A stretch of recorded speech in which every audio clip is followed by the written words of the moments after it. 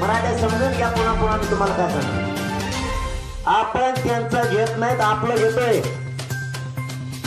आणि आपलं घेत असताना जर त्यांचे तरी मत बदलणार नसलं तर याला म्हणायचं त्यांची नियत खराब झाली, मराठी काहीच करू शकत नाही. मराठ्यांचा मग नावेला जे आम्ही ते घेणार आहे. तुम्ही तुमच्या मनात बदल करा. माझ्या बांधाच्या शेजारी याचाच बांध होता, फक्त मी ठेव इथं नव्हता तोवर फोडून सपाट केलता. मोकळ्या मनाने म्हणा. तो 10-12 वर्ष दुसरीकडे पोट भरण्यासाठी गेला, तवर येणे सगळा बांध फोडून सपाट केला, पूर्ण वावरच मग हे म्हणायला लागला. पण मोजल्यावर तो आहे करतो दुप्पट निघलं, तू बाहेर निघणे तर तुला आम्ही मात्र त्या वावरतो लुटणार आहे.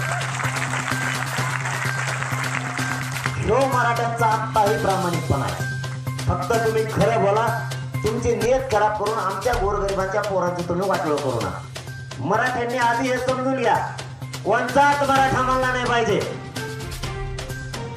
ओबीसीवर मराठ्यांकडून अन्याय होतोय का काय? अजिबात नाही. त्यांचं आरक्षण त्यांना आहे.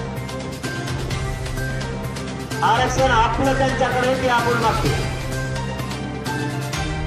ते देत नाही. मग आता तुमच्या पुढे वेळ आली विचार करायची.